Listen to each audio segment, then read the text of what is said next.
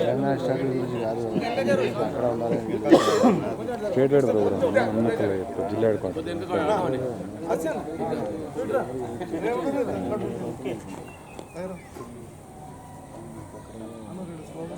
జై తెలంగాణ, జై తెలంగాణ, తెలంగాణ అమర వీరులకు, తెలంగాణ అమర వీరులకు కేసీఆర్ గారి నాయకత్వం, కేసీఆర్ గారి నాయకత్వం.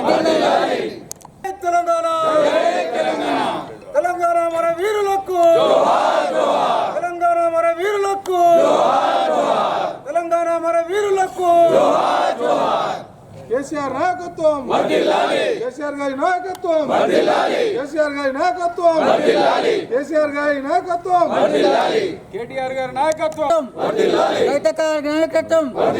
జై కవితక్క, జై కవితక్క, జై కవితక్క, జై కవితక్క. వద్దురా నాయనా, వద్దురా నాయనా, వద్దురా నాయనా.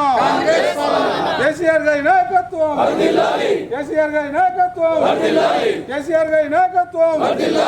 జోహార్ జోహార్, జోహార్ జోహార్.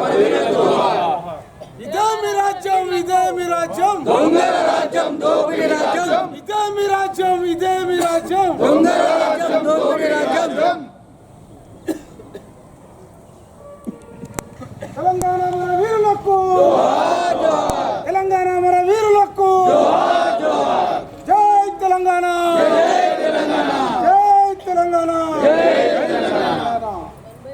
కేసీఆర్ గారి నాయకత్వం, కేసీఆర్ గారి నాయకత్వం, కేసీఆర్ గారి నాయకత్వం. జై తెలంగాణ.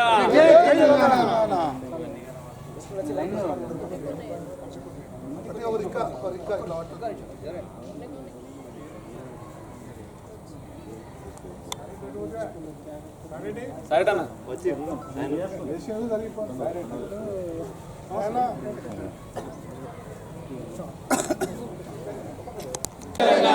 జై తెలంగాణ, తెలంగాణ మన వీరులకు, తెలంగాణ మన వీరులకు. వద్దురా నాయన, వద్దురా నాయన. ఇదే మీ రాజ్యం, ఇదే మీ రాజ్యం, దొంగల రాజ్యం, దోపిడీ రాజ్యం. ఇదే మీ రాజ్యం, ఇదే మీ రాజ్యం. కేసీఆర్ గారి నాయకత్వం. జై తెలంగాణ.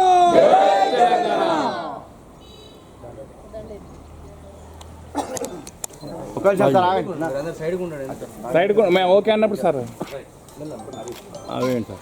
జై తెలంగాణ, జై తెలంగాణ, తెలంగాణ మన వీరులకు. కేసీఆర్ గారి నాయకత్వం. మేడం చూడండి, పట్టుకోండి ఒక్కసారి, ఒక్కసారి పట్టుకొని చూడండి. Okay okay. జై తెలంగాణ, జై తెలంగాణ.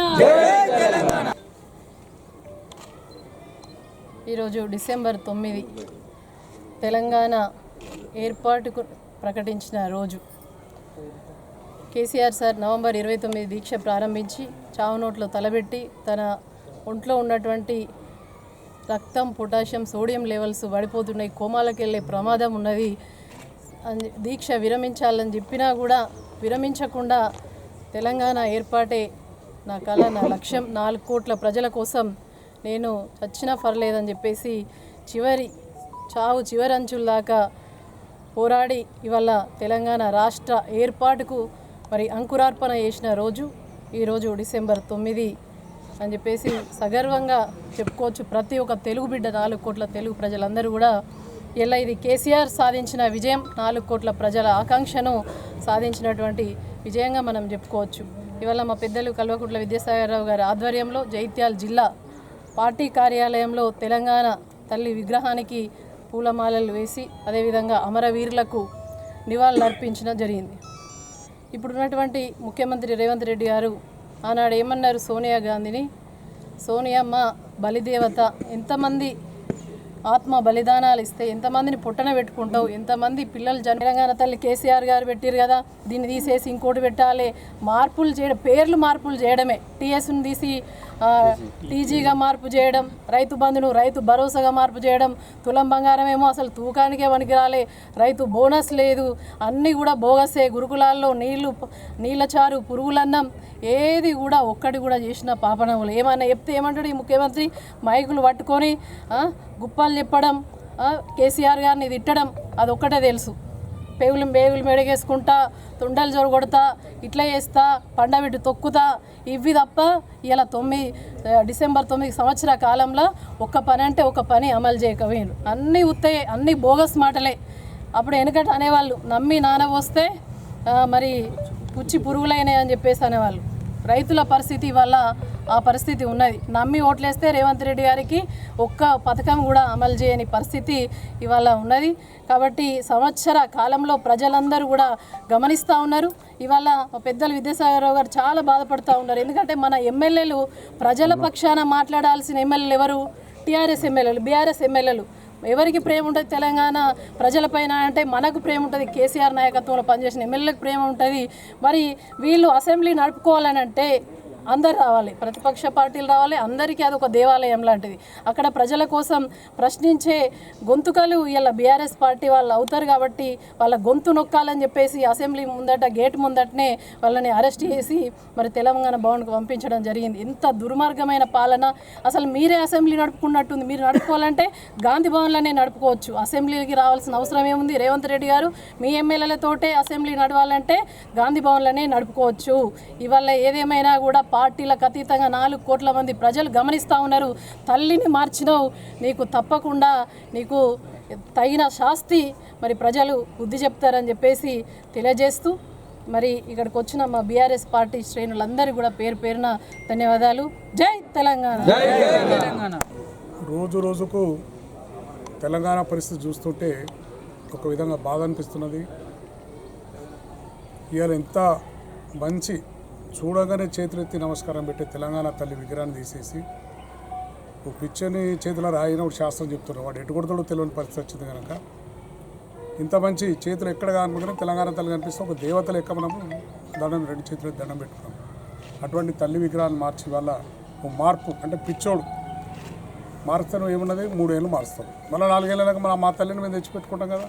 నీ దగ్గర తల్లి నమ్ముకునేటోళ్ళం కాదు మేము. మా తల్లి చేపట్టే తెలంగాణ వచ్చింది, ఆ తెలంగాణ తల్లిని మళ్ళీ స్థాపించుకున్నాం.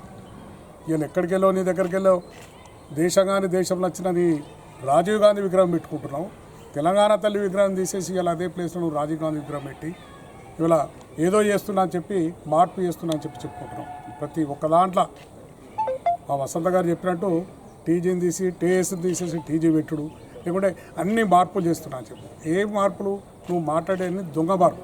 నీ దగ్గర దొంగతనం ఉన్నది, అబద్ధాలాంటి. అదాని నువ్వు ఇవ్వాలి, నీవు దిగిన ఫోటో దిగుతున్నది ఏమున్నది? మాట్లాడచ్చు కదా. అదానితో నాకు సంబంధం లేదు అని ఖండించవచ్చు. అదానితో నాకు ఏదైనా ఉంటే ప్రూఫ్ తీసుకొచ్చు అని అడగచ్చు. నువ్వు వాళ్ళు చూడగానే ఎందుకు వెలుపుతున్నావు? అదాని ఫోటో చూడగానే వాళ్ళందరూ 3 షర్ట్లు వేసుకొని రాగానే వాళ్ళందరినీ బయటకు పంపించి అరెస్ట్ చేసి పంపిస్తున్నావు. అంటే ఇంత దుర్మార్గమైన పాలన జరుగుతున్నా అంటే ఎమర్జెన్సీలో ఏ విధంగా అయితే ఉండేనో. ఎందుకంటే దొంగ నాయకుడు కదా. 2009లో నాతోటి సహా ఎమ్మెల్యేగా ఉండే, టీడీపీ నుంచి ఎమ్మెల్యేగా ఉన్నాను నేను. ఎమ్మెల్యే ఉన్నప్పుడు ఏమున్నాయని నదరంతా అప్పుడు చూపిస్తుండే. ఎప్పటికైనా ఈ కుర్చీలో కూర్చుంటాను, మన అదృష్టం కలిసి వచ్చింది, ఆ కుర్చీలో కూర్చుంటాడు. ఎప్పటికైనా నేను నువ్వు ఎట్లా కూర్చుంటావా? మీ తెలుగుదేశంలో నీ తెలుగుదేశం వెళ్ళకూడదు మా కొట్లాట. నువ్వు గాడు తెలుగుదేశం ఏడుంటుందని నేను అడిగిన ఒకసారి. అప్పుడు మంచి స్నేహితం ఉంటే కదా అడిగిన. అడిగితే ఎప్పటికైనా అలా కూర్చుంటానని చూపించడం. ఆ దౌర్భాగ్యానికి వీళ్ళకి కాంగ్రెస్లోకి పోయాడు. కాంగ్రెస్లో కూడా సత్తా ఉన్న నాయకులు లేడు కనుక ఈ దుర్మార్గుడు ఇలా ముఖ్యమంత్రి అయి బస్టు పట్టిస్తున్నాడు, తెలంగాణను బస్టు పట్టిస్తున్నాడు. వేరే రాష్ట్రాలు కూడా చూసి నవ్వుకునే పరిస్థితి తీసుకొస్తాడు. ఒకనాడు తెలంగాణ టైం తక్కువ ఉన్నది, ఎప్పుడు పోతుందో ఎప్పుడు వస్తుందో, ఎప్పుడు రాహుల్ గాంధీ కోపం వస్తుందో, సోనియా గాంధీ కోపం వస్తుందో, ఎప్పుడు విడుదల పట్టి నన్ను దూకేస్తారో ఉన్న కాడికి చదువుకుందామన్న ఐడియాలనే ఉన్నాడు. కానీ రాష్ట్రాన్ని బాగు చేయాలి, రాష్ట్రంలో ఇలా ప్రజలకు ఇచ్చిన మాట నేను నిలబెట్టుకోవాలని చెప్పి ఒక్క నిమిషం కూడా ఆలోచిస్తాడు. ఏం చేసుకుంటాం ప్రజలకు ఇంత కదా, మళ్ళీ వచ్చేది ఉందా పోయేది ఉందా, అనుకోకుండా వచ్చినా కనుక దంచుకొని పోదామని చెప్పి ఆలోచన ఉన్నాడు. కానీ ఇలా ఎటువంటి పిచ్చి పనులు చేసుకుంటా రాష్ట్రాన్ని ఇలా వేరే రాష్ట్రాల కంటే తక్కువ చేసే విధంగా నువ్వు చేస్తుంటే రాష్ట్ర ప్రజలు నేను క్షమించరు. తప్పక నేను పారదోలే కార్యక్రమం తొందరలోనే జరుగుతుంది తప్ప. నేను ప్రజలు ఇలా నువ్వు ఏ విధంగా అయితే ఏదో చేస్తామని చెప్పి ప్రజలు కొంతమంది నమ్మి ఒక 1.5% నమ్మింది. నేను ఎక్కువ మంది నమ్మలే. మాకు నీకున్నదంతా 1.5% తేడా ఉంది. ఆ 1.5% నమ్మిన వాళ్ళు కూడా అయ్యో ఎందుకు నమ్ముతామని చెప్పుకోలేక వాళ్ళు అదే మేము ఓటు వేసుకుందుకు సిగ్గుపడాలన్నా చెప్పుకుంటే మా పరువు అవుతుందనే పరిస్థితి ఇవాళ నీకు ఓటు వేసిన కూడా సిగ్గుపడే పరిస్థితి తీసుకొచ్చిన కనుక ఇప్పటికైనా ఈ దుర్మార్గం మార్చు. తెలంగాణ తల్లిని యచ్చత చేతులెత్తే నమస్కారం పెట్టే తెలంగాణ తల్లి విగ్రహం అట్లా ఉంచు. చేతి గుర్తు చూపించే తెలంగాణ తల్లి పెట్టకి ఇక్కడ చేతి గుర్తును చూపించుకుంటారు తెలంగాణ తల్లి పెట్టుకుంటున్నావు. అటువంటి పిచ్చి పని చేయకు. మేము ఇలా తెలంగాణ తల్లిని మా టీఆర్ఎస్ పార్టీ గుర్తుగా పెట్టుకోలే. ఒక తెలంగాణ తల్లి అంటే చేతులెత్తి నమస్కారం పెట్టేటట్టే పెట్టాం, ఒక దేవత లెక్క పెట్టాం. కానీ నీ తిరగ మూర్ఖమైన పని చేయలేదు కనుక ఇప్పటికైనా ప్రజలు గ్రహిస్తున్నారు కనుక నువ్వు మారుతానన్నా ఈ 2 ఏళ్ళు 3 ఏళ్ళు నువ్వు ఉంటావన్న పూర్తి విశ్వాసం నేను చెప్తున్నాను. అది లేకుండా మాత్రం నేను 6 నెలలు 7 లోపలే నేను సాగరంపే ప్రయత్నం తప్ప జరుగుతుంది. నీ పార్టీలే ఇక నీ పార్టీ వాళ్ళు కూడా ఎందుకు ఊరుకుంటున్నారు? మళ్ళీ ఓచిపడ్డ అయితే ఖతం అయిపోతారా ఉన్నకాడ చంపుకుందామని చెప్పి ఎక్కడో అక్కడ దుకాణాలు వేసారు, ఎవరో ఓపెన్ చేసి ఎవరో దుకాణం వాళ్ళు తెలుసుకుంటారు కనుక అటువంటి పని నడుస్తున్నారు కనుక నువ్వు ఉంటున్నావు. అది కూడా గ్రహించాలి. ఇలా మా పెద్దలు జీవారెడ్డి గారు అన్న రోజు ఇప్పుడు నేను ఇల్లే వసంత గారు చెప్తున్నారు ఇలా ఆభరణాలు పెట్టుకున్న కనుక రాజరిక పోకట్లే అంటే మరి ఇన్నేం చేసినావు? 2007-8 నుంచి తెలంగాణ రాకముందే తెలంగాణ విగ్రహం తయారైంది.